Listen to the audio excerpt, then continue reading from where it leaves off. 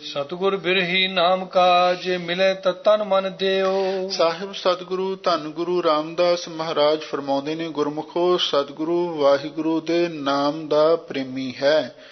ਭਾਵ ਗੁਰੂ ਨੂੰ ਵੀ ਨਾਮ ਬਹੁਤ ਪਿਆਰਾ ਲੱਗਦਾ ਹੈ। ਸਤਿਗੁਰੂ ਨਾਮ ਦਾ ਪ੍ਰੇਮੀ ਹੈ। ਜੇ ਮਿਲੇ ਤਾਂ ਤਨ ਮਨ ਦਿਓ, ਤੇ ਜੇ ਮੈਨੂੰ ਐਸਾ ਸਤਿਗੁਰੂ ਮਿਲ ਜਾਵੇ ਤੇ ਮੈਂ ਆਪਣਾ ਤਨ ਵੀ ਤੇ ਮਨ ਵੀ ਗੁਰੂ ਨੂੰ ਭੇਟਾ ਦੇ ਦੇਵਾਂ। ਜੇ ਪੂਰਬ ਹੋਵੇ ਲਿਖਿਆ ਤਾਂ ਅੰਮ੍ਰਿਤ ਸਹਿਜ ਪੀਏਓ। ਪਰ ਗੁਰੂ ਦਾ ਦਰਸ਼ਨ ਤਾਂ ਹੀ ਹੋ ਸਕਦਾ ਹੈ ਜੇ ਪੂਰਬ ਹੋਵੇ ਲਿਖਿਆ।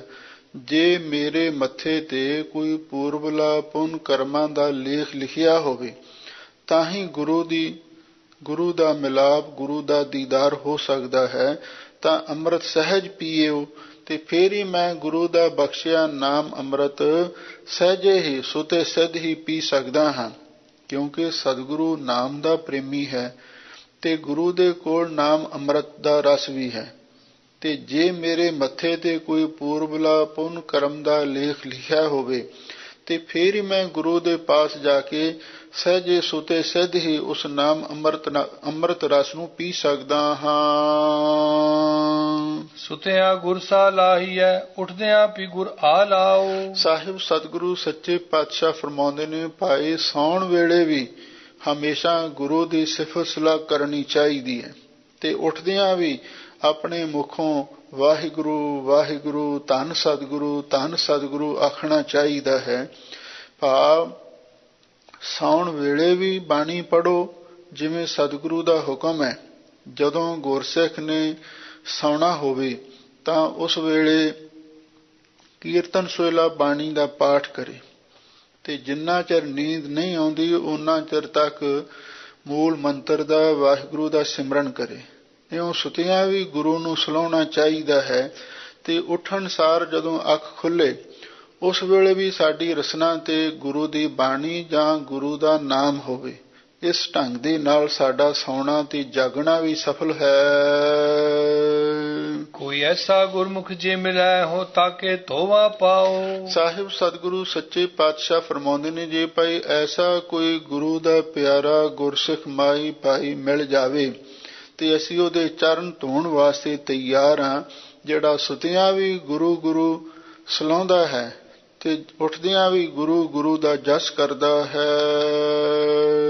ਕੋਈ ਐਸਾ ਸੱਜਣ ਲੋੜ ਲੋ ਮੈਂ ਪ੍ਰੀਤਮ ਦੇ ਮਿਲਾਏ। ਸਾਹਿਬ ਸਤਿਗੁਰੂ ਸੱਚੇ ਪਾਤਸ਼ਾਹ ਫਰਮਾਉਂਦੇ ਨੇ, ਕੋਈ ਇਹੋ ਜਿਹਾ ਸੱਜਣ ਭਾਈ ਪਾਲ ਲਵੋ ਜਿਹੜਾ ਸਾਨੂੰ ਉਸ ਪਿਆਰੇ ਸਤਿਗੁਰੂ ਦੇ ਨਾਲ ਮਿਲਾ ਦੇਵੇ, ਅਥਵਾ ਕੋਈ ਐਸਾ ਸੱਜਣ ਗੁਰਮੁਖ ਪਿਆਰਾ ਲੱਭ ਲਓ ਜਿਹੜਾ ਸਾਨੂੰ ਉਸ ਪ੍ਰੀਤਮ ਪਿਆਰੇ ਪ੍ਰਭੂ ਦੇ ਨਾਲ ਮਿਲਾ ਦੇਵੇ।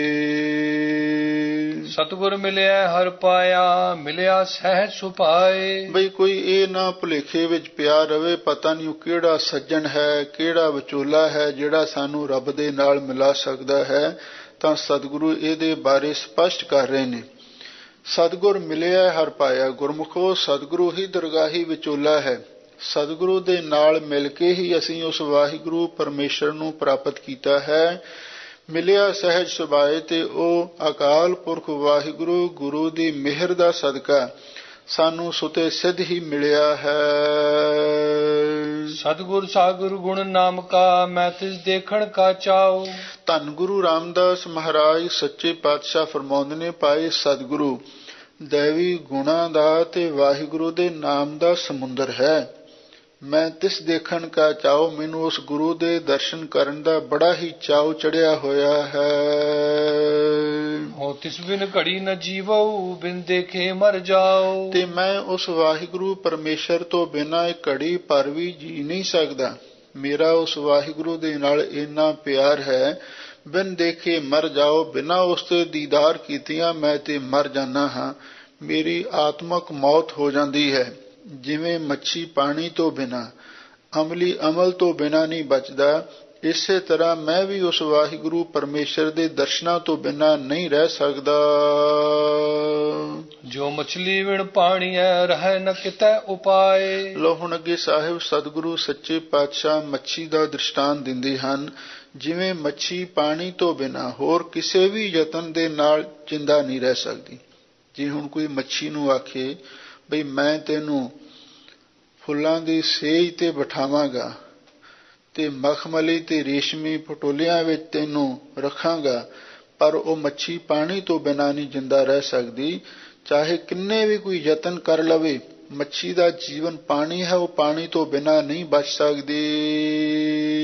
ਕਿਉਂ ਹਰ ਬਿਨ ਸੰਤ ਨ ਜੀਵਈ, ਬਿਨ ਹਰ ਨਾਮੈ ਮਰ ਜਾਏ। ਇਸੇ ਤਰ੍ਹਾਂ ਵਾਹਿਗੁਰੂ ਦੇ ਪਿਆਰੇ ਸੰਤ ਭਗਤ ਗੁਰਸਿੱਖ ਉਹ ਵੀ ਵਾਹਿਗੁਰੂ ਤੋਂ ਬਿਨਾਂ ਨਹੀਂ ਜਿਉ ਸਕਦੇ। ਬਿਨ ਹਰ ਨਾਮੈ ਮਰ ਜਾਏ, ਉਹ ਵਾਹਿਗੁਰੂ ਦੇ ਨਾਮ ਤੋਂ ਬਿਨਾਂ ਉਹ ਵੀ ਮਰ ਜਾਂਦੇ ਨੇ। ਭਾਵ ਉਹਨਾਂ ਦਾ ਉਸ ਪ੍ਰਭੂ ਦੇ ਨਾਮ ਦੇ ਨਾਲ ਇੰਨਾ ਪਿਆਰ ਹੁੰਦਾ ਹੈ ਜਿਵੇਂ ਮੱਛੀ ਦਾ ਪਾਣੀ ਨਾਲ। ਅਮਲੀ ਅਮਲ ਨਾ ਅੰਬੜੈ, ਮੱਛੀ ਨੀਰ ਨਾ ਹੋਏ, ਜੋ ਰਤੇ ਸਹਿ ਆਪਣੇ ਤਿਨ ਭਾਵੈ ਸਭ ਕੋਈ।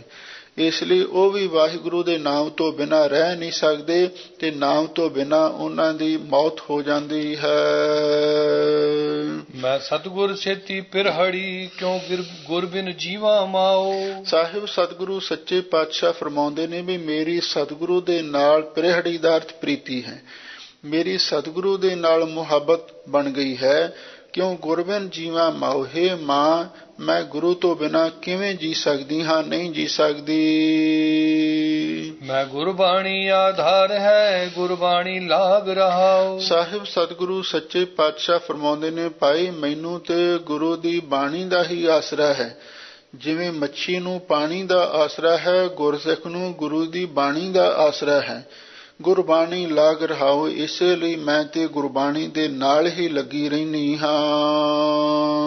ਹਰ ਹਰ ਨਾਮ ਰਤਨ ਹੈ, ਗੁਰ ਤੁਠਾ ਦੇਵੈ ਮਾਏ। ਅਕਾਲ ਪੁਰਖ ਵਾਹਿਗੁਰੂ ਦਾ ਨਾਮ ਇੱਕ ਬੜਾ ਹੀ ਅਮੋਲਕ ਰਤਨ ਹੈ, ਕਿਉਂਕਿ ਨਾਮ ਨੂੰ ਸਤਿਗੁਰੂ ਨੇ ਸਭ ਤੋਂ ਵੱਧ ਕੀਮਤੀ ਪਦਾਰਥ ਬਿਆਨ ਕੀਤਾ ਹੈ।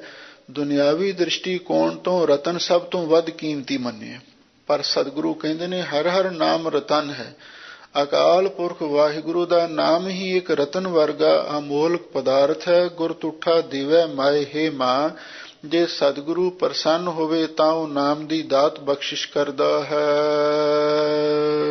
ਮੈਂ ਧਰ ਸੱਚੇ ਨਾਮ ਕੀ, ਹਰ ਨਾਮ ਰਹਾ ਲਿਵ ਲਾਏ। ਸਾਹਿਬ ਸਤਿਗੁਰੂ ਸੱਚੇ ਪਾਤਸ਼ਾਹ ਫਰਮਾਉਂਦੇ ਨੇ ਮੈਨੂੰ ਉਸ ਵਾਹਿਗੁਰੂ ਦੇ ਸੱਚੇ ਨਾਮ ਦੀ ਹੀ ਧਰ ਟੇਕ ਹੈ, ਹਰ ਨਾਮ ਰਹਾ ਲਿਵ ਲਾਏ।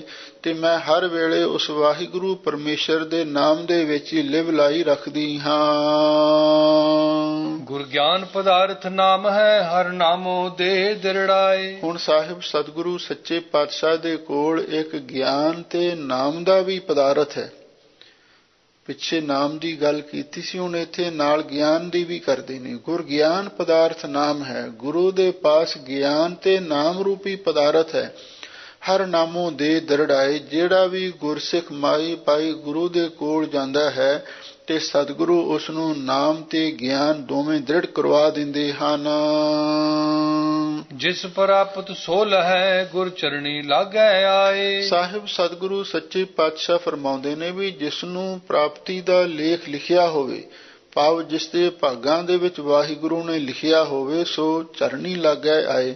ਉਹ ਆ ਕੇ ਸਤਿਗੁਰੂ ਦੇ ਚਰਣੀ ਲੱਗ ਜਾਂਦਾ ਹੈ। ਤੇ ਜਿਹੜਾ ਆ ਕੇ ਗੁਰੂ ਦੇ ਚਰਣੀ ਲੱਗ ਜਾਵੇ ਸੋ ਲਹੈ, ਉਸ ਨਾਮ ਤੇ ਗਿਆਨ ਰੂਪੀ ਪਦਾਰਥ ਨੂੰ ਪ੍ਰਾਪਤ ਕਰ ਲੈਂਦਾ ਹੈ। ਅਕਤ ਕਹਾਣੀ ਪ੍ਰੇਮ ਕੀ, ਕੋ ਪ੍ਰੀਤਮ ਆਖੈ ਆਏ। ਸਾਹਿਬ ਸਤਿਗੁਰੂ ਸੱਚੇ ਪਾਤਸ਼ਾਹ ਫਰਮਾਉਂਦੇ ਨੇ ਭਾਈ ਉਸ ਵਾਹਿਗੁਰੂ ਪਰਮੇਸ਼ਰ ਦੇ ਪ੍ਰੇਮ ਦੀ ਕਹਾਣੀ ਅਕਥ ਹੈ। ਉਸ ਵਾਹਿਗੁਰੂ ਦੇ ਪ੍ਰੇਮ ਦੀ ਕਥਾ ਕਥਨ ਤੋਂ ਰਹਿਤ ਹੈ। ਕੋ ਪ੍ਰੀਤਮ ਆਖਿਆ ਆਏ, ਕੋਈ ਪਰਮੇਸ਼ਰ ਦਾ ਪਿਆਰਾ ਆ ਕੇ ਸਾਨੂੰ ਉਸ ਵਾਹਿਗੁਰੂ ਦੇ ਪ੍ਰੇਮ ਦੀ ਅਕਥ ਕਹਾਣੀ ਨੂੰ ਸੁਣਾਵੇ। ਤਿਸ ਦੇਵਾ ਮਨ ਆਪਣਾ, ਨਿਵ ਨਿਵ ਲਾਗਾ ਪਾਏ। ਸਾਹਿਬ ਸਤਿਗੁਰੂ ਸੱਚੇ ਪਾਤਸ਼ਾਹ ਫਰਮਾਉਂਦੇ ਨੇ ਭਾਈ ਮੈਂ ਉਸ ਗੁਰਮੁਖ ਪਿਆਰੇ ਨੂੰ ਆਪਣਾ ਮਨ ਵੀ ਦੇ ਦੇਵਾਂ ਤੇ ਨਿਵ ਨਿਵ ਕੇ ਉਹਦੇ ਚਰਨੀ ਲੱਗਾ। ਜੋ ਕੋਈ ਮੈਨੂੰ ਆ ਕੇ ਉਸ ਵਾਹਿਗੁਰੂ ਦੇ ਪ੍ਰੇਮ ਦੀ ਅਕਥ ਕਹਾਣੀ ਸੁਣਾਵੇ। ਸੱਜਣ ਮੇਰਾ ਏਕ ਤੂੰ ਕਰਤਾ ਪੁਰਖ ਸੁਜਾਨ। ਲਓ ਹੁਣ ਅੱਗੇ ਸਤਿਗੁਰੂ ਸੱਚੇ ਪਾਤਸ਼ਾਹ ਸਪਸ਼ਟ ਕਰਦੇ ਹਨ, ਹੇ ਵਾਹਿਗੁਰੂ ਸੱਜਣ ਮੇਰਾ ਅਸਲੀ ਜੀਵਨ ਸਾਥੀ ਇੱਕ ਤੂੰ ਹੀ ਹੈ। ਕਰਤਾ ਪੁਰਖ ਸੁਜਾਨ, ਹੇ ਵਾਹਿਗੁਰੂ ਤੂੰ ਕਰਤਾ ਪੁਰਖ ਸਿਰਜਣਹਾਰ ਤੇ ਵਿਆਪਕ ਸਰੂਪ ਹੈ ਤੇ ਸੁਜਾਨ ਬਹੁਤ ਸੁਜਾਨ ਹੈ, ਪਰਬੀਨ ਹੈ, ਦਾਨਸ਼ਵਰ ਹੈ। ਭਾਵ ਹਰ ਇੱਕ ਦੇ ਦਿਲ ਦੀ ਗੱਲ ਨੂੰ ਜਾਣਨ ਵਾਸਤੇ ਬਹੁਤ ਸਿਆਣਾ ਹੈ। ਸਤਿਗੁਰ ਮੀਤ ਮਿਲਾਇਆ ਮੈਂ ਸਦਾ ਸਦਾ ਤੇਰਾ ਤਾਣ। ਲਓ, ਜਿਹੜੇ ਮਿੱਤਰ ਸਤਿਗੁਰੂ ਨੇ ਕਿਰਪਾ ਕੀਤੀ, ਮਿੱਤਰ ਸਤਿਗੁਰੂ ਨੇ, ਉਹ ਵਾਹਿਗੁਰੂ ਪਰਮੇਸ਼ਰ ਸਾਨੂੰ ਮਿਲਾ ਦਿੱਤਾ। ਭਾਵ ਸਾਡਾ ਜੀਵਨ ਸਾਥੀ, ਸਾਡਾ ਪਤੀ ਪਰਮੇਸ਼ਰ ਹੈ ਤੇ ਮਿੱਤਰ ਸਤਿਗੁਰੂ ਨੇ ਕਿਰਪਾ ਕਰਕੇ ਉਸ ਨੂੰ ਮਿਲਾ ਦਿੱਤਾ। ਮੈਂ ਸਦਾ ਸਦਾ ਤੇਰਾ ਤਾਣ ਹੈ ਵਾਹਿਗੁਰੂ, ਇਸੇ ਲਈ ਮੈਨੂੰ ਸਦਾ ਸਦਾ ਹੁਣ ਤੇਰਾ ਹੀ ਆਸਰਾ ਹੈ। ਸਤਿਗੁਰ ਮੇਰਾ ਸਦਾ ਸਦਾ ਨਾ ਆਵੈ ਨਾ ਜਾਏ। ਲਓ, ਹੁਣ ਗੁਰੂ ਪਰਮੇਸ਼ਰ ਨੂੰ ਦੋਹਾਂ ਨੂੰ ਇੱਕ ਰੂਪ ਹੀ ਵਰਣਨ ਕਰਦੇ ਹਨ। ਗੁਰਮੁਖੋ, ਸਤਿਗੁਰ ਮੇਰਾ ਸਦਾ ਸਦਾ, ਬਈ ਮੇਰਾ ਸਤਿਗੁਰੂ ਸਦਾ ਸਦਾ ਹੀ ਰਹਿਣ ਵਾਲਾ ਹੈ। ਆਦ ਅੰਤ ਏਕੈ ਅਵਤਾਰਾ, ਸੋਈ ਗੁਰੂ ਸਮਝਿਓ ਹਮਾਰਾ। ਮੇਰਾ ਸਤਿਗੁਰੂ ਹਮੇਸ਼ਾ ਹਮੇਸ਼ਾ ਰਹਿਣ ਵਾਲਾ ਹੈ, ਨਾ ਆਵੇ ਨਾ ਜਾਏ। ਨਾ ਕਦੀ ਉਹ ਗੁਰੂ ਆਉਂਦਾ ਹੈ, ਨਾ ਹੀ ਕਦੀ ਜਾਂਦਾ ਹੈ। ਭਾਵ ਸਤਿਗੁਰੂ ਜਨਮ ਮਰਨ ਤੋਂ ਵੀ ਮੁਕਤ ਹੈ। ਉਹ ਅਬਨਾਸੀ ਪੁਰਖ ਹੈ, ਸਭ ਮੈਂ ਰਿਹਾ ਸਮਾਏ। ਬਈ ਉਹ ਸਤਿਗੁਰੂ ਅਬਨਾਸੀ ਪੁਰਖ ਹੈ। ਉਹ ਸਾਡਾ ਸਤਿਗੁਰੂ ਨਾਸ ਤੋਂ ਰਹਿਤ ਤੇ ਪੁਰਖ ਵਿਆਪਕ ਸਰੂਪ ਹੈ, ਸਭ ਮੈਂ ਰਹਿਆ ਸਮਾਏ। ਤੇ ਉਹ ਸਤਿਗੁਰੂ ਭਾਈ ਸਾਰਿਆਂ ਦੇ ਵਿੱਚ ਹੀ ਸਮਾਰਿਆ ਹੈ। ਭਾਵ ਜਿੰਨੇ ਵੀ ਗੁਰਸਿੱਖ ਮਾਈ ਭਾਈ ਨੇ, ਸਭ ਦੇ ਹਿਰਦੇ ਵਿੱਚ ਗੁਰੂ ਵਸ ਰਿਹਾ ਹੈ। ਕਿਉਂਕਿ ਗੁਰੂ ਸਿੱਖ, ਸਿੱਖ ਗੁਰੂ ਹੈ। ਇੱਕੋ ਗੁਰ ਉਪਦੇਸ਼ ਚਲਾਏ। ਜਿਵੇਂ ਸਤਿਗੁਰੂ ਮਹਾਰਾਜ ਨੇ ਇੱਕ ਥਾਂ ਤੇ ਬੜੀ ਸੁੰਦਰ ਉਦਾਹਰਣ ਦਿੱਤੀ ਹੈ, ਸਰਵਰ ਮੈਂ ਹੰਸ, ਹੰਸ ਮੈਂ ਸਾਗਰ। ਵੀ ਮਾਨ ਸਰੋਵਰ ਦੇ ਵਿੱਚ ਹੰਸ ਤੇ ਹੰਸਾਂ ਦੇ ਵਿੱਚ ਮਾਨ ਸਰੋਵਰ ਵਸਦਾ। ਇਸੇ ਤਰ੍ਹਾਂ ਗੁਰਸਿੱਖਾਂ ਅੰਦਰ ਸਤਿਗੁਰੂ ਤੇ ਸਤਿਗੁਰੂ ਅੰਦਰ ਗੁਰਸਿੱਖਾਂ ਦਾ ਪਿਆਰ ਵਸ ਰਿਹਾ ਹੈ। ਇਸੇ ਲਈ ਸਤਿਗੁਰੂ ਕਹਿੰਦੇ ਨੇ ਉਹ ਸਤਿਗੁਰੂ ਅਬਨਾਸ਼ੀ ਪੁਰਖ ਹੈ ਤੇ ਸਾਰਿਆਂ ਦੇ ਵਿੱਚ ਹੀ ਸਮਾ ਰਿਹਾ ਹੈ। ਰਾਮ ਨਾਮ ਧਨ ਸੰਚਿਆ, ਸਾਬਤ ਪੂੰਜੀ ਰਾਸ। ਧੰਨ ਗੁਰੂ ਰਾਮਦਾਸ ਮਹਾਰਾਜ ਸੱਚੇ ਪਾਤਸ਼ਾਹ ਫਰਮਾਉਂਦੇ ਹਨ, ਭਾਈ ਅਸੀਂ ਵਾਹਿਗੁਰੂ ਦੇ ਨਾਮ ਰੂਪੀ ਧਨ ਨੂੰ ਇਕੱਤਰ ਕੀਤਾ ਹੈ। ਸਾਬਤ ਪੂੰਜੀ ਰਾਸ, ਜਿਸ ਦਾ ਸਦਕਾ ਸਾਡੀ ਜਿਹੜੀ ਜੀਵਨ ਦੀ ਪੂੰਜੀ ਸੀ, ਰਾਸ ਦਾ ਅਰਥ ਹੈ ਸਾਰੀ, ਉਹ ਸਾਬਤ ਅਰਥ ਸਹੀ ਸਲਾਮਤ ਸਫਲ ਹੋ ਗਈ ਹੈ। ਕਿਉਂ? ਅਸੀਂ ਆਪਣੀ ਇਸ ਜੀਵਨ ਦੀ ਪੂੰਜੀ ਦੇ ਅੰਦਰ ਵਾਹਿਗੁਰੂ ਦੇ ਨਾਮ ਰੂਪੀ ਧਨ ਨੂੰ ਇਕੱਤਰ ਕੀਤਾ ਹੈ। ਇਸੇ ਲਈ ਸਾਡੀ ਇਹ ਸਵਾਸਾਂ ਦੀ ਪੂੰਜੀ, ਜੀਵਨ ਦੀ ਪੂੰਜੀ ਸਾਰੀ ਦੀ ਸਾਰੀ ਸਾਬਤ ਸਹੀ ਸਲਾਮਤ ਸਫਲ ਹੋ ਗਈ ਹੈ। ਨਾਨਕ ਦਰਗਹਿ ਮੰਨਿਆ ਗੁਰਪੂਰੇ ਸਾਬਾਸ। ਸਾਹਿਬ ਸਤਿਗੁਰੂ ਸੱਚੇ ਪਾਤਸ਼ਾਹ ਫਰਮਾਉਂਦੇ ਨੇ, ਭਾਈ ਜਿਸ ਨੂੰ ਪੂਰੇ ਗੁਰੂ ਨੇ ਸ਼ਾਬਾਸ਼ ਦਿੱਤੀ ਹੈ, ਜਿਸ ਨੂੰ ਪੂਰੇ ਗੁਰੂ ਨੇ ਹੌਸਲਾ ਅਫਜ਼ਾਈ ਕੀਤੀ ਹੈ, ਜਿਸ ਨੂੰ ਪੂਰੇ ਗੁਰੂ ਨੇ ਆਸ਼ਵਾਸਨ ਦਿੱਤਾ ਹੈ, ਨਾਨਕ ਦਰਗਹਿ ਮੰਨਿਆ, ਤੇ ਫਿਰ ਉਹ ਵਾਹਿਗੁਰੂ ਦੀ ਦਰਗਾਹ ਦੇ ਵਿੱਚ ਵੀ ਮੰਨਿਆ ਗਿਆ। ਭਾਵ ਜਿਸ ਨੂੰ ਸਤਿਗੁਰੂ ਮਹਾਰਾਜ ਸੱਚੇ ਪਾਤਸ਼ਾਹ ਆਸੀਸ ਦਿੰਦੇ ਹਨ, ਜਿਸ ਨੂੰ ਸਤਿਗੁਰੂ ਸੱਚੇ ਪਾਤਸ਼ਾਹ ਮੁਬਾਰਕਬਾਦ ਦਿੰਦੇ ਨੇ, ਤੇ ਫਿਰ ਉਹ ਵਾਹਿਗੁਰੂ ਦੀ ਦਰਗਾਹ ਦੇ ਵਿੱਚ ਵੀ ਸਤਿਕਾਰਿਆ ਜਾਂਦਾ ਹੈ।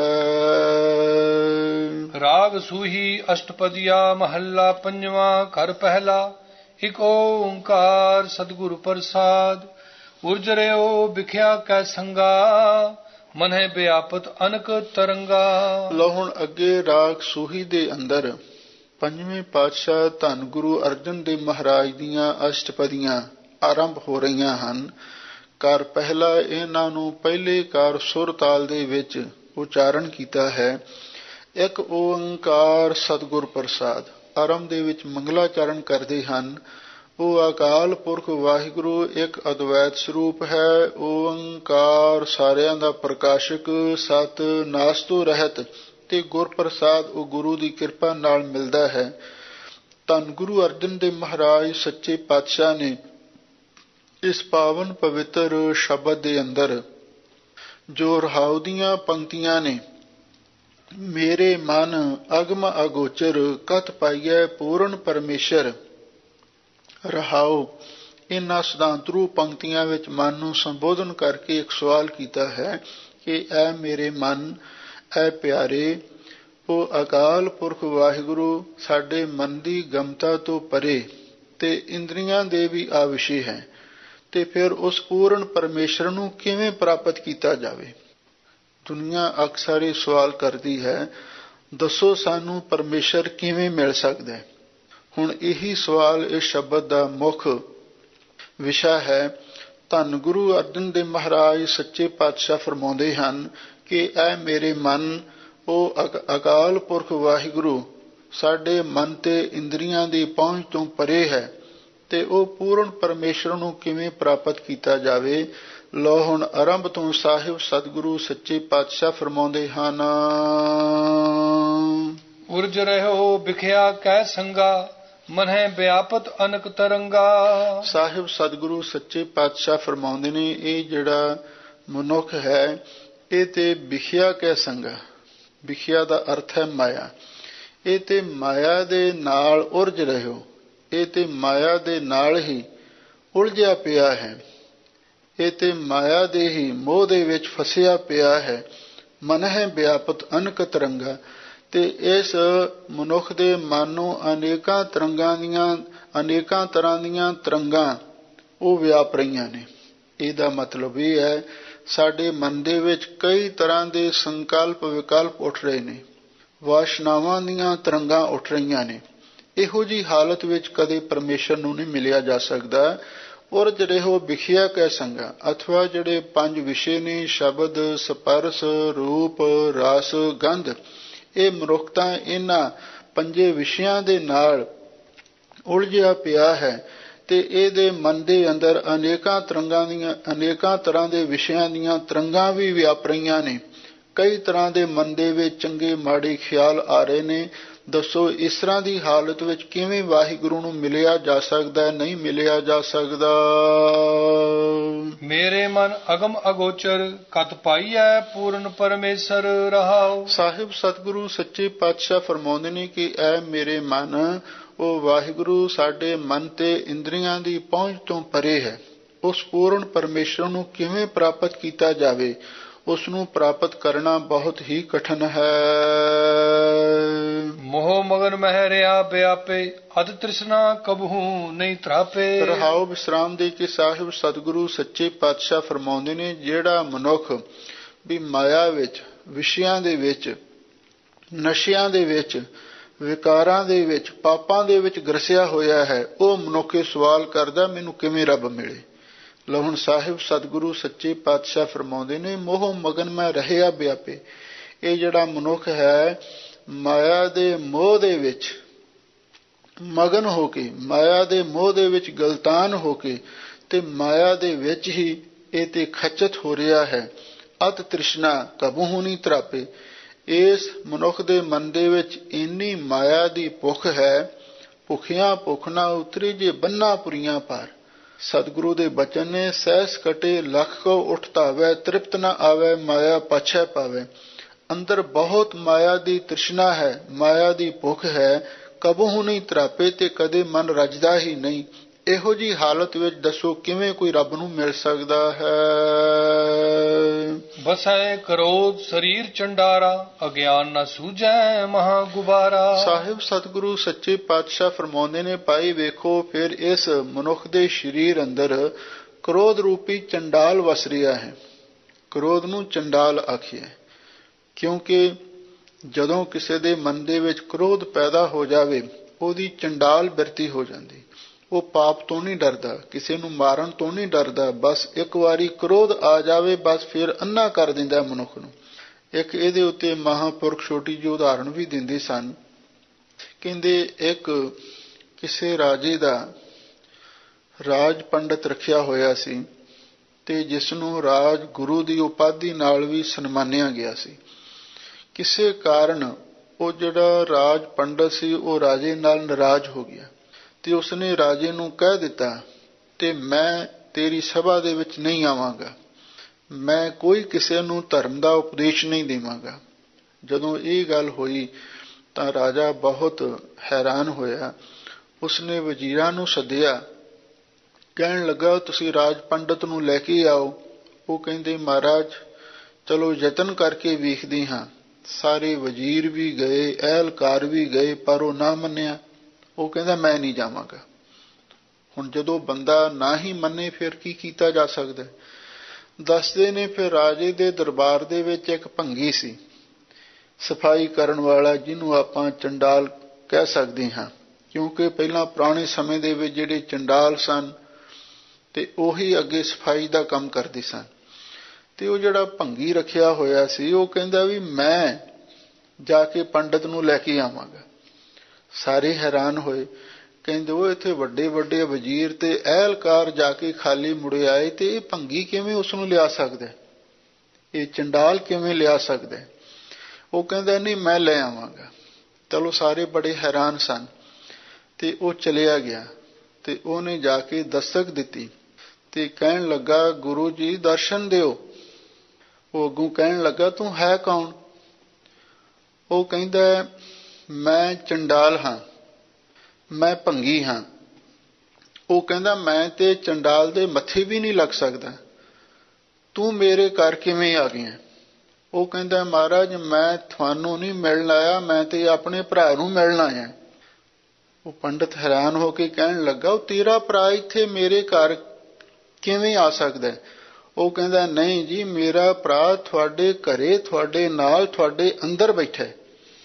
ਉਹ ਪੰਡਤ ਹੈਰਾਨ ਹੋਇਆ, ਕਹਿੰਦਾ ਇਹ ਕਿਵੇਂ ਹੋ ਸਕਦਾ? ਕਹਿੰਦਾ, ਪੰਡਤ ਜੀ ਤੁਸੀਂ ਹੀ ਆਖਦੇ ਸੀ ਕ੍ਰੋਧ ਚੰਡਾਲ ਹੁੰਦਾ, ਤੇ ਉਹ ਚੰਡਾਲ ਤੁਹਾਡੇ ਅੰਦਰ ਬੈਠਾ ਹੈ, ਤੇ ਤੁਸੀਂ ਆਖਦੇ ਹੋ ਵੀ ਮੇਰਾ ਭਰਾ ਤੁਹਾਡੇ ਘਰ ਨਹੀਂ, ਤੇ ਤੁਸੀਂ ਕ੍ਰੋਧ ਨੂੰ ਫਿਰ ਚੰਡਾਲ ਕਿਉਂ ਆਖਦੇ ਹੋ? ਜੇ ਕ੍ਰੋਧ ਵਾਕਿਆ ਹੀ ਚੰਡਾਲ ਹੈ, ਫਿਰ ਤੁਸੀਂ ਮੇਰੇ ਭਰਾ ਨੂੰ ਆਪਣੇ ਅੰਦਰ ਘਰੀ ਵਾੜਿਆ ਹੋਇਆ ਤੇ ਮੈਨੂੰ ਤੁਸੀਂ ਮਿਲਣਾ ਨਹੀਂ ਚਾਹੁੰਦੇ। ਇਸ ਦਲੀਲ ਮੂਹਰੇ ਉਹ ਪੰਡਤ ਲਾਜਵਾਬ ਹੋਇਆ। ਉਸੇ ਵੇਲੇ ਦਰਵਾਜ਼ਾ ਖੋਲ੍ਹਿਆ ਤੇ ਉੱਠ ਕੇ ਤੁਰ ਪਿਆ, ਤੇ ਰਾਜੇ ਨੇ ਉਸ ਨੂੰ ਬੜੀ ਸ਼ਾਬਾਸ਼ ਦਿੱਤੀ। ਬਸੇ ਕ੍ਰੋਧ ਸਰੀਰ ਚੰਡਾਰਾ। ਸਾਹਿਬ ਸਤਿਗੁਰੂ ਸੱਚੇ ਪਾਤਸ਼ਾਹ ਫਰਮਾਉਂਦੇ ਨੇ ਵੀ ਸਾਡੇ ਸਰੀਰ ਵਿੱਚ ਇਹ ਕ੍ਰੋਧ ਰੂਪੀ ਚੰਡਾਲ ਵਸਦਾ ਹੈ। ਅਗਿਆਨ ਨਾ ਸੂਝੈ ਮਹਾਂ ਗੁਬਾਰਾ। ਫਿਰ ਇਹ ਮਨੁੱਖ ਅਗਿਆਨ ਦੇ ਮਹਾਂ ਕੁੱਪ ਹਨੇਰੇ ਦੇ ਵਿੱਚ ਡੁੱਬਿਆ ਹੋਇਆ ਹੈ ਤੇ ਇਹਨੂੰ ਕੁਛ ਦਿਸਦਾ ਵੀ ਨਹੀਂ।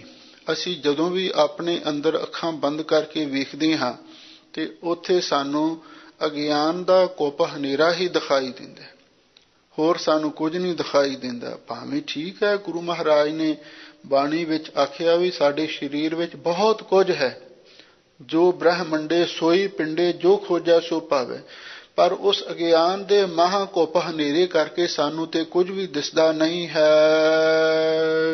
ਭ੍ਰਮਤ ਵਿਆਪਤ ਜਰੇ ਕਿਵਾਰਾ, ਜਾਣ ਨ ਪਾਈਐ ਪ੍ਰਭ ਦਰਬਾਰਾ। ਸਾਹਿਬ ਸਤਿਗੁਰੂ ਸੱਚੇ ਪਾਤਸ਼ਾਹ ਫਰਮਾਉਂਦੇ ਨੇ, ਭ੍ਰਮਤ ਵਿਆਪਤ, ਇੱਕ ਤੇ ਸਾਡਾ ਮਨ ਹਮੇਸ਼ਾ ਲਈ ਭਰਮਦਾ ਰਹਿੰਦਾ ਹੈ। ਕਬਹੂ ਜੀੜਾ ਊਬ ਚੜ੍ਹਤ ਹੈ, ਕਬਹੂ ਜਾਏ ਪਿਆਲੇ, ਲੋਭੀ ਜੀਰਾ ਥਿਰ ਨਾ ਰਹਿਤ ਹੈ, ਚਾਰੇ ਕੁੰਟਾਂ ਪਾਲੇ। ਤੇ ਦੂਸਰੇ ਪਾਸੇ ਵਿਆਪਤ ਸਾਨੂੰ ਮਾਇਆ ਵਿਆਪ ਰਹੀ ਹੈ। ਇੱਕ ਤਾਂ ਜਿਹੜੀ ਮਨ ਦੀ ਚੰਚਲਤਾ ਹੈ, ਦੂਸਰੀ ਹੈ ਜਿਹੜੀ ਮਾਇਆ ਦੀ ਮਗਨਤਾ, ਮਾਇਆ ਦੀ ਅਸ਼ਕਤੀ। ਜਰੇ ਕੁਵਾਰਾ, ਮਨ ਨੂੰ ਇਹ ਦੋ ਕਵਾੜ ਜੜੇ ਹੋਏ ਨੇ। ਭਾਵ ਵਾਹਿਗੁਰੂ ਨੂੰ ਮਿਲਣ ਵਾਸਤੇ ਇਹ ਰਸਤੇ ਵਿੱਚ ਰੁਕਾਵਟਾਂ ਨੇ। ਇੱਕ ਤਾਂ ਜਿਹੜਾ ਮਨ ਦਾ ਭਟਕਣਾ ਹੈ, ਤੇ ਦੂਸਰਾ ਜਿਹੜਾ ਮਾਇਆ ਦੇ ਮੋਹ, ਮਾਇਆ ਦੀ ਮਮਤਾ ਵਿਆਪ ਰਹੀ ਹੈ। ਇਹ ਮਾਇਆ ਦੀ ਮਮਤਾ ਤੇ ਮਾਇਆ ਦੀ ਜਿਹੜੀ ਮਨ ਦੀ ਭਟਕਣ ਹੈ, ਇਹ ਮਨ ਨੂੰ ਕੁਵਾੜ ਜੜੇ ਹੋਏ ਨੇ। ਇਹ ਸਾਹਮਣੇ ਦਰਵਾਜ਼ੇ ਬੰਦ ਕੀਤੇ ਹੋਏ ਨੇ, ਜਾਣ ਨਾ ਪਾਈਏ ਪ੍ਰਭ ਦਰਬਾਰਾ। ਇਸੇ ਲਈ ਅਸੀਂ ਵਾਹਿਗੁਰੂ ਦੇ ਦਰਬਾਰ ਦੇ ਵਿੱਚ ਜਾ ਨਹੀਂ ਸਕਦੇ। ਜਿੰਨਾ ਚਿਰ ਮਨ ਦੀ ਭਟਕਣ ਨਹੀਂ ਦੂਰ ਹੁੰਦੀ, ਜਿੰਨਾ ਚਿਰ ਮਾਇਆ ਦੇ ਮੋਹ ਦੀ ਆਸ਼ਕਤੀ ਦਾ ਅਸਰ ਦੂਰ ਨਹੀਂ ਹੁੰਦਾ, ਤੇ ਉਨਾ ਚਿਰ ਤੱਕ ਵਾਹਿਗੁਰੂ ਦੇ ਸੱਚਖੰਡ ਦਰਬਾਰ ਦੇ ਵਿੱਚ ਕਿਵੇਂ ਜਾਇਆ ਜਾ ਸਕਦਾ? ਨਹੀਂ ਜਾਇਆ ਜਾ ਸਕਦਾ। ਆਸਾ ਅੰਦੇਸਾ ਬੰਦ ਪਰਾਨਾ, ਮਹਿਲ ਨ ਪਾਵੈ ਫਿਰਤ ਬਿਗਾਨਾ। ਧੰਨ ਗੁਰੂ ਅਰਜਨ ਦੇਵ ਮਹਾਰਾਜ ਸੱਚੇ ਪਾਤਸ਼ਾਹ ਫਰਮਾਉਂਦੇ ਨੇ, ਆਸਾ ਅੰਦੇਸ਼ਾ ਬੰਦ ਪਰਾਨਾ। ਵੇਖ ਲੋ, ਇਹ ਮਨੁੱਖ ਆਸਾ ਤੇ ਅੰਦੇਸ਼ਾ ਦੇ ਵਿੱਚ ਬੱਝ ਕੇ ਪ੍ਰਾਨਾ, ਵੀ ਇਹ ਕਹਿੰਦੇ ਪਰਾਇਆ ਹੋਇਆ ਫਿਰਦਾ, ਓਪਰਾ ਜਿਹਾ ਬਣਿਆ ਫਿਰਦਾ। ਆਸਾ ਅੰਦੇਸ਼ਾ ਬੰਦ ਪ੍ਰਾਨਾ, ਆਸਾ ਅੰਦੇਸ਼ਾ ਦੇ ਵਿੱਚ ਬੱਝ ਕੇ ਪਰਾਇਆ ਹੋਇਆ ਫਿਰਦਾ, ਬੇਗਾਨਾ ਹੋਇਆ ਫਿਰਦਾ। ਮਹਿਲ ਨਾ ਪਾਵੈ ਫਿਰਤ ਬੇਗਾਨਾ, ਇਹ ਬੇਗਾਨਾ ਹੋਇਆ ਫਿਰਦਾ, ਇਹ ਵਾਹਿਗੁਰੂ ਦੇ ਮਹਿਲ ਨੂੰ, ਉਹਦੇ ਸਰੂਪ ਨੂੰ, ਉਹਦੇ ਸੱਚਖੰਡ ਘਰ ਨੂੰ ਨਹੀਂ ਪ੍ਰਾਪਤ ਕਰ ਸਕਦਾ। ਅਥਵਾ ਆਸਾ ਅੰਦੇਸ਼ਾ ਬੰਦ ਪ੍ਰਾਨਾ, ਇਹ ਮਨੁੱਖ ਆਸਾ ਤੇ ਅੰਦੇਸ਼ਾ ਦੇ, ਆਸਾ ਕਹਿੰਦੇ ਨੇ ਖਾਹਿਸ਼ ਨੂੰ, ਤੇ ਅੰਦੇਸ਼ਾ ਕਹਿੰਦੇ ਨੇ ਫਿਕਰ ਨੂੰ। ਇਹ ਆਸਾ ਤੇ ਅੰਦੇਸ਼ਾ, ਉਮੀਦਾਂ ਤੇ ਫਿਕਰਾਂ ਦੇ ਵਿੱਚ ਬੰਦ ਪ੍ਰਾਨਾਂ ਦਾ ਅਰਥ ਬੱਝਿਆ ਪਿਆ ਹੈ। ਬੰਦ ਪ੍ਰਾਨਾਂ ਦਾ ਇਕੱਠਾ ਅਰਥ ਬੱਝਿਆ ਪਿਆ ਵੀ ਕੀਤਾ ਹੈ। ਇਹ ਮਨੁੱਖ ਆਸਾ ਤੇ ਅੰਦੇਸ਼ਾ ਦੇ ਵਿੱਚ ਬੱਝਿਆ ਪਿਆ ਹੈ ਤੇ ਮਹਿਲ ਨਾ ਪਾਵੈ ਫਿਰਤ ਬੇਗਾਨਾ, ਬਈ ਇਹ ਬੇਗਾਨਿਆਂ ਦੀ ਤਰ੍ਹਾਂ ਇੱਧਰ ਉੱਧਰ ਭਟਕਦਾ ਫਿਰਦਾ ਹੈ ਤੇ ਉਸ ਵਾਹਿਗੁਰੂ ਦੇ ਮਹਿਲ ਸਰੂਪ ਨੂੰ, ਉਹਦੇ ਘਰ ਨੂੰ, ਉਹਦੇ ਸੱਚਖੰਡ ਨੂੰ ਨਹੀਂ ਪ੍ਰਾਪਤ ਕਰ ਸਕਦਾ। ਸਗਲ ਬਿਆਦ ਕੈ ਵਸ ਕਰ ਦੀਨਾ, ਫਿਰਤ ਪਿਆਸ ਜੋ ਜਲ ਬਿਨ ਮੀਨਾ। ਸਾਹਿਬ ਸਤਿਗੁਰੂ ਸੱਚੇ ਪਾਤਸ਼ਾਹ ਕਹਿੰਦੇ ਮਨੁੱਖ ਦੀ ਐਸੀ ਹਾਲਤ ਹੈ, ਦੱਸੋ ਇਹਨੂੰ ਰੱਬ ਕਿਵੇਂ ਮਿਲ ਸਕਦਾ। ਸਗਲ ਬਿਆਦ ਕੈ ਵਸ ਕਰ ਦੀਨਾ, ਜਿੰਨੀਆਂ ਵੀ ਬਿਮਾਰੀਆਂ ਨੇ, ਬਿਆਦ ਦਾ ਅਰਥ ਹੈ ਰੋਗ, ਬਿਮਾਰੀਆਂ, ਇਹਨੂੰ ਸਾਰੀਆਂ ਹੀ ਬਿਮਾਰੀਆਂ ਦੇ ਵਸ ਕਰ ਦਿੱਤਾ ਗਿਆ ਹੈ। ਭਾਵੇਂ ਮਨੁੱਖ ਐਸਾ ਹੈ, ਇਹਨੂੰ ਕਿਹੜੀ ਹੈ ਜਿਹੜੀ ਬਿਮਾਰੀ ਨਹੀਂ ਲੱਗੀ ਹੋਈ। ਸਰੀਰਕ ਰੋਗ ਵੀ ਇਹਨੂੰ ਚਿੰਬੜੇ ਹੋਏ ਨੇ, ਮਾਨਸਿਕ ਰੋਗ ਵੀ ਇਹਨੂੰ ਚਿੰਬੜੇ ਹੋਏ ਨੇ, ਹੋਰ ਬੇਅੰਤ ਰੋਗ ਇਹਨੂੰ ਚਿੰਬੜੇ ਹੋਏ ਨੇ। ਸਤਿਗੁਰੂ ਦੀ ਬਾਣੀ ਦਾ ਅਟਲ ਫੈਸਲਾ ਹੈ, ਜੋ ਜੋ ਦੀਸੈ ਸੋ ਸੋ ਰੋਗੀ, ਰੋਗ ਰਹਿਤ ਮੇਰਾ ਸਤਿਗੁਰ ਜੋਗੀ। ਪਹਿਲੀ ਗੱਲ, ਸਰੀਰਕ ਰੋਗ ਤੋਂ ਵੀ ਬਚਿਆ ਹੋਇਆ ਮਨੁੱਖ ਕੋਈ ਲੱਭਣਾ ਔਖਾ ਹੈ। ਕੋਈ ਨਾ ਕੋਈ ਬਿਮਾਰੀ ਜ਼ਰੂਰ ਸਾਰਿਆਂ ਨੂੰ ਲੱਗੀ ਹੋਈ ਹੈ। ਫਿਰ ਇਸ ਤੋਂ ਅੱਗੇ ਹੋਰ ਮਾਨਸਿਕ ਰੋਗਾਂ ਦੀ ਗੱਲ ਆ ਜਾਂਦੀ ਹੈ, ਜਿਸ ਤੋਂ ਕੋਈ ਵੀ ਨਹੀਂ ਬਚ ਸਕਦਾ। ਇਸੇ ਲਈ ਸਤਿਗੁਰੂ ਕਹਿੰਦੇ ਨੇ ਸਗਲ ਬਿਆਦ ਕੈ ਵਸ ਕਰ ਦੀਨਾ, ਵੀ ਉਸ ਵਾਹਿਗੁਰੂ ਨੇ ਸਾਰੀਆਂ ਹੀ ਬਿਮਾਰੀਆਂ ਦੇ ਇਸ ਮਨੁੱਖ ਨੂੰ ਵਸ ਕਰ ਦਿੱਤਾ ਹੈ। ਔਰ ਇਹ ਐਸਾ ਇੱਕ ਬਿਮਾਰ ਹੋ ਗਿਆ ਹੈ, ਇਹ ਇੱਕ ਐਸਾ ਮਰੀਜ਼ ਬਣ ਗਿਆ ਹੈ, ਇਹਦਾ ਕੋਈ ਇਲਾਜ ਵੀ ਨਹੀਂ ਕਰਨ ਵਾਲਾ। ਫਿਰਤ ਪਿਆਸ ਜਿਉਂ ਜਲ ਬਿਨ ਮੀਨਾ, ਵੀ ਇਹ ਇਸ ਤਰ੍ਹਾਂ ਪਿਆਸਾ ਫਿਰਦਾ ਹੈ, ਆਪਣੇ ਰੋਗ ਨਿਵਰਤੀ ਲਈ, ਦੁੱਖਾਂ ਤੋਂ ਬਚਣ ਦੇ ਲਈ ਪਿਆਸਾ ਹੋਇਆ ਫਿਰਦਾ ਹੈ। ਜਿਉਂ ਜਲ ਬਿਨ ਮੀਨਾ, ਜਿਵੇਂ ਪਾਣੀ ਤੋਂ ਬਿਨਾਂ ਮੱਛੀ ਪਿਆਸੀ ਤੜਫਦੀ ਹੈ, ਇਸੇ ਤਰ੍ਹਾਂ ਇਸ ਮਨੁੱਖ ਦੀ ਹਾਲਤ ਹੈ। ਇਹ ਜਿਹੜੇ ਕੋਈ ਰੋਗ ਰੂਪ ਵਿਸ਼ੇ ਨੇ, ਉਹਨਾਂ ਵਿਸ਼ਿਆਂ ਦੇ ਅਧੀਨ ਹੋ ਕੇ, ਇਹ ਉਹਨਾਂ ਵਿਸ਼ਿਆਂ ਦੇ ਰਸ ਦੀ ਪ੍ਰਾਪਤੀ ਲਈ ਜਿਵੇਂ ਕੋਈ ਮੱਛੀ ਪਾਣੀ ਤੋਂ ਬਿਨਾਂ ਤੜਫਦੀ, ਇਸੇ ਤਰ੍ਹਾਂ ਇਹ ਉਹਨਾਂ ਵਿਸ਼ਿਆਂ ਦੇ ਰਸ ਦਾ ਪਿਆਸਾ ਹੋਇਆ ਫਿਰ ਰਿਹਾ ਹੈ। ਕਛੂ ਸਿਆਣਵ ਉਕਤ ਨਾ ਮੋਰੀ, ਏਕ ਆਸ ਠਾਕੁਰ ਪ੍ਰਭ ਤੋਰੀ। ਤੇ ਫਿਰ ਮਹਾਰਾਜ ਇਹੋ ਜਿਹੇ ਮਨੁੱਖ ਦਾ ਕਿਸੇ ਤਰ੍ਹਾਂ ਭਲਾ ਵੀ ਹੋ ਸਕਦਾ, ਉਧਾਰ ਵੀ ਹੋ ਸਕਦਾ। ਸਤਿਗੁਰੂ ਕਹਿੰਦੇ ਭਾਈ ਹਾਂ ਵਾਹਿਗੁਰੂ ਦੇ ਚਰਨਾਂ ਵਿੱਚ ਅਰਦਾਸ ਕਰੇ। ਕਛੂ ਸਿਆਣਪ ਉਕਤ ਨਾ ਮੋਰੀ, ਏਕ ਆਸ ਠਾਕੁਰ ਪ੍ਰਭ ਤੋਰੀ। ਹੇ ਵਾਹਿਗੁਰੂ ਜੀ, ਮੈਨੂੰ ਤਾਂ ਇੱਕ ਸਿਰਫ ਤੁਹਾਡੀ ਹੀ ਆਸ ਹੈ, ਹੁਣ ਤੁਹਾਡੀ ਹੀ ਉਮੀਦ ਹੈ। ਕਛੂ ਸਿਆਣਪ ਉਕਤ ਨਾ ਮੋਰੀ, ਹੁਣ ਨਾ ਤੇ ਮੇਰੀ ਕੋਈ ਸਿਆਣਪ ਕੰਮ ਕਰਦੀ ਹੈ ਤੇ ਨਾ ਹੀ ਕੋਈ ਉਕਤੀ ਜੁਗਤੀ ਕੋਈ ਮੇਰੇ ਕੰਮ ਆਉਂਦੀ ਹੈ। ਸਿਆਣਪ ਹੋ ਗਈ ਬੁੱਧੀ ਦੀ ਸਿਆਣਪ, ਤੇ ਉਕਤ ਹੋ ਗਿਆ ਜਿਹੜੀ ਕੋਈ ਦਲੀਲ ਹੈ। ਮੇਰੀ ਬੁੱਧੀ ਦੀ ਸਿਆਣਪ ਕੋਈ ਦਲੀਲ ਮੇਰੇ ਕੰਮ ਨਹੀਂ ਆਉਂਦੀ। ਬਸ ਇੱਕੋ ਹੀ ਹੁਣ ਮਹਾਰਾਜ ਤੁਹਾਡੀ ਆਸ ਹੈ, ਤੁਹਾਡੀ ਟੇਕ ਹੈ। ਕਰੋ ਬੇਨਤੀ ਸੰਤਨ ਪਾਸੇ, ਮੇਲ ਲਿਓ ਨਾਨਕ ਅਰਦਾਸੇ। ਸਾਹਿਬ ਸਤਿਗੁਰੂ ਸੱਚੇ ਪਾਤਸ਼ਾਹ ਫਰਮਾਉਂਦੇ ਹਨ ਬਈ ਅਸੀਂ ਤੇ ਹੁਣ ਸੰਤਾਂ ਮਹਾਂਪੁਰਖਾਂ ਦੇ ਪਾਸ ਬੇਨਤੀ ਕਰਦੇ ਹਾਂ। ਕੀ ਬੇਨਤੀ ਕਰਦੇ ਹੋ? ਮੇਲ ਲਿਓ ਨਾਨਕ ਅਰਦਾਸੇ। ਹੇ ਮਹਾਂਪੁਰਖੋ, ਤੁਸੀਂ ਕਿਰਪਾ ਕਰਕੇ ਸਾਨੂੰ ਆਪਣੇ ਨਾਲ ਮੇਲ ਲਵੋ।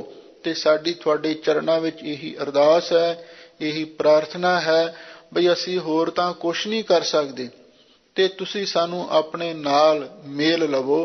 ਕਿਉਂਕਿ ਜਿਹੜਾ ਮਹਾਂਪੁਰਖਾਂ ਦੇ ਨਾਲ ਮਿਲ ਗਿਆ, ਜੈਸੀ ਸੰਗਤ ਤੈਸੀ ਰੰਗਤ, ਉਹਨੂੰ ਭਗਤੀ ਦੀ ਲਾਗ ਲੱਗ ਜਾਵੇਗੀ। ਕਿਉਂਕਿ ਸਾਧ ਸੰਗਤ ਬਿਨਾ ਭਾਵ ਨਹੀਂ ਉਪਜੈ, ਭਾਵ ਬਿਨ ਭਗਤ ਨਹੀਂ ਹੋਏ ਤੇਰੀ। ਸਾਧ ਸੰਗਤ ਤੋਂ ਬਿਨਾ ਪ੍ਰੇਮ ਨਹੀਂ ਪੈਦਾ ਹੁੰਦਾ। ਇਸੇ ਲਈ ਇਹ ਬੇਨਤੀ ਕਰਨੀ ਹੈ, ਹੇ ਮਹਾਂਪੁਰਖੋ ਤੁਸੀਂ ਕਿਰਪਾ ਕਰੋ। ਤੁਹਾਡੇ ਚਰਨਾਂ ਵਿੱਚ ਸਾਡੀ ਇਹ ਅਰਦਾਸ ਹੈ, ਤੁਸੀਂ ਸਾਨੂੰ ਆਪਣੇ ਨਾਲ ਮੇਲ ਲਵੋ। ਭਇਓ ਕਿਰਪਾਲ ਸਾਧ ਸੰਗ ਪਾਇਆ, ਨਾਨਕ ਤ੍ਰਿਪਤੇ ਪੂਰਾ ਪਾਇਆ। ਰਹਾਉ ਦੂਜਾ। ਧੰਨ ਗੁਰੂ ਅਰਜਨ ਦੇਵ ਮਹਾਰਾਜ ਸੱਚੇ ਪਾਤਸ਼ਾਹ ਫਰਮਾਉਂਦੇ ਨੇ, ਜਦੋਂ ਪਹਿਲਾਂ ਗੁਰੂ ਦੇ ਚਰਨਾਂ ਵਿੱਚ, ਫਿਰ ਮਹਾਂਪੁਰਖਾਂ ਦੇ ਚਰਨਾਂ ਵਿੱਚ ਵੀ ਅਰਦਾਸਾਂ ਬੇਨਤੀਆਂ ਕੀਤੀਆਂ, ਭਇਓ ਕਿਰਪਾਲ। ਤੇ ਵਾਹਿਗੁਰੂ ਪਰਮੇਸ਼ਰ ਪ੍ਰਸੰਨ ਹੋਇਆ, ਸਾਧ ਸੰਗ ਪਾਇਆ। ਅਸੀਂ ਸਾਧ ਸੰਗਤ ਨੂੰ ਪ੍ਰਾਪਤ ਕੀਤਾ, ਗੁਰੂ ਦਾ ਸੰਗ ਵੀ ਮਿਲ ਗਿਆ ਤੇ ਮਹਾਂਪੁਰਖਾਂ ਦੀ ਸੰਗਤ ਵੀ ਮਿਲ ਗਈ। ਨਾਨਕ ਤ੍ਰਿਪਤੇ ਪੂਰਾ ਪਾਇਆ। ਸਾਹਿਬ ਸਤਿਗੁਰੂ ਸੱਚੇ ਪਾਤਸ਼ਾਹ ਫਰਮਾਉਂਦੇ ਨੇ, ਹੁਣ ਗੁਰੂ ਦੀ ਮਿਹਰ ਨਾਲ ਅਸੀਂ ਪੂਰਾ ਪਾਇਆ। ਅਸੀਂ ਉਸ ਪੂਰੇ ਪ੍ਰਭੂ ਨੂੰ ਵੀ ਪ੍ਰਾਪਤ ਕਰ ਲਿਆ, ਅਸੀਂ ਪੂਰਨ ਆਨੰਦ ਪ੍ਰਾਪਤ ਕਰ ਲਿਆ। ਤੇ ਨਾਨਕ ਤ੍ਰਿਪਤੇ, ਹੁਣ ਅਸੀਂ ਤ੍ਰਿਪਤ ਹੋ ਗਏ ਹਾਂ। ਜਦੋਂ ਮਨੁੱਖ ਨੂੰ ਪੂਰਨ ਆਨੰਦ ਪ੍ਰਾਪਤ ਹੋ ਜਾਵੇ ਤੇ ਫਿਰ ਉਹਦਾ ਮਨ ਰੱਜ ਜਾਂਦਾ ਹੈ, ਫੇਰ ਨਹੀਂ ਹੋਰ ਕਿਸੇ ਪਾਸੇ ਭਟਕਦਾ। ਨਾਨਕ ਤ੍ਰਿਪਤੇ ਪੂਰਾ ਪਾਇਆ ਸੱਚੇ ਪਾਤਸ਼ਾਹ, ਜਦੋਂ ਵਾਹਿਗੁਰੂ ਪ੍ਰਸੰਨ ਹੋਇਆ, ਪੂਰੇ ਗੁਰੂ ਦਾ ਸੰਗ ਪ੍ਰਾਪਤ ਹੋ ਗਿਆ ਤੇ ਪੂਰੇ ਗੁਰੂ ਦੀ ਮਿਹਰ ਨਾਲ ਪੂਰਾ ਆਨੰਦ ਪ੍ਰਾਪਤ ਕਰ ਲਿਆ ਤੇ ਹੁਣ ਅਸੀਂ ਤ੍ਰਿਪਤ ਹੋ ਗਏ ਹਾਂ, ਹੁਣ ਅਸੀਂ ਰੱਜ ਗਏ ਹਾਂ, ਹੁਣ ਸਾਡੀਆਂ ਭੁੱਖਾਂ ਦੂਰ ਹੋ ਗਈਆਂ ਨੇ। ਰਹਾਉ ਦੂਸਰਾ ਰਹਾਉ ਉਚਾਰਨ ਕਰਕੇ ਸਾਹਿਬ ਸਤਿਗੁਰੂ ਸੱਚੇ ਪਾਤਸ਼ਾਹ ਨੇ ਪਿੱਛੇ ਇਹ ਇੱਕ ਸਵਾਲ ਸੀ, ਮੇਰੇ ਮਨ ਅਗਮ ਅਗੋਚਰ ਕਦ ਪਾਈਐ ਪੂਰਨ ਪਰਮੇਸ਼ਰ। ਇਹ ਮੇਰੇ ਮਨ ਉਹ ਪੂਰਨ ਪਰਮੇਸ਼ਰ ਸਾਡੇ ਮਨ ਦੀ ਗਮਤਾ ਤੋਂ, ਇੰਦਰੀਆਂ ਤੋਂ ਵੀ ਪਰੇ ਹੈ ਤੇ ਉਹਨੂੰ ਕਿਵੇਂ ਪ੍ਰਾਪਤ ਕੀਤਾ ਜਾ ਸਕੇ। ਹੁਣ ਉਹਦਾ ਅੱਗੇ ਇਹ ਜਵਾਬ ਦੇ ਦਿੱਤਾ ਹੈ, ਭਇਓ ਕਿਰਪਾਲ ਸਾਧ ਸੰਗ ਪਾਇਆ, ਨਾਨਕ ਤ੍ਰਿਪਤੇ ਪੂਰਾ ਪਾਇਆ। ਜਦੋਂ ਵਾਹਿਗੁਰੂ ਮਿਹਰਬਾਨ ਹੋਇਆ ਤੇ ਗੁਰੂ ਦਾ ਸੰਗ ਪ੍ਰਾਪਤ ਹੋ ਗਿਆ ਤੇ ਗੁਰੂ ਦੀ ਮਿਹਰ ਨਾਲ ਅਸੀਂ ਪੂਰਾ ਪ੍ਰਭੂ ਪ੍ਰਾਪਤ ਕਰ ਲਿਆ। ਹੁਣ ਅਸੀਂ ਤ੍ਰਿਪਤ ਹੋ ਗਏ ਹਾਂ, ਹੁਣ ਅਸੀਂ ਸੰਤੁਸ਼ਟ ਹੋ ਗਏ ਹਾਂ, ਹੁਣ ਅਸੀਂ ਰੱਜ ਗਏ ਹਾਂ, ਸਾਡੀਆਂ ਸਾਰੀਆਂ ਭੁੱਖਾਂ ਦੂਰ ਹੋ ਗਈਆਂ। ਇਉਂ ਪਹਿਲੇ ਰਹਾਉ ਵਿੱਚ ਸਵਾਲ ਸੀ ਤੇ ਦੂਸਰੇ ਰਹਾਉ ਵਿੱਚ ਜਵਾਬ ਦੇ ਕੇ ਗੁਰੂ ਮਹਾਰਾਜ ਨੇ ਸਿਧਾਂਤ ਦੀ ਇੱਥੇ ਸੰਪੂਰਨਤਾ ਕੀਤੀ ਹੈ। ਸਤਿਗੁਰੂ ਮਿਹਰ ਕਰਨ, ਜੋ ਪਾਵਨ ਪਵਿੱਤਰ ਉਪਦੇਸ਼ ਸਤਿਗੁਰੂ ਨੇ ਬਖਸ਼ਿਸ਼ ਕੀਤੇ ਹਨ, ਇਹਨਾਂ ਨੂੰ ਆਪਾਂ ਆਪਣੇ ਜ਼ਿਹਨ ਵਿੱਚ ਵਸਾਉਣਾ ਹੈ, ਇਹਦੇ ਨਾਲ ਸਾਡੇ ਜੀਵਨ ਦੀ ਸਫਲਤਾ ਹੋਵੇਗੀ। ਸੋ ਸਭ ਸੰਤਾਂ ਦਾ ਹਾਰਦਿਕ ਧੰਨਵਾਦ। ਹੋਈਆਂ ਭੁੱਲਾਂ ਚੁੱਕਾਂ ਲਈ ਖਿਮਾ ਕਰਨਾ। ਭਇਓ ਕਿਰਪਾਲ ਸਾਧ ਸੰਗ ਪਾਇਆ, ਨਾਨਕ ਤ੍ਰਿਪਤੇ ਪੂਰਾ ਪਾਇਆ। ਰਹਾਉ ਦੂਜਾ।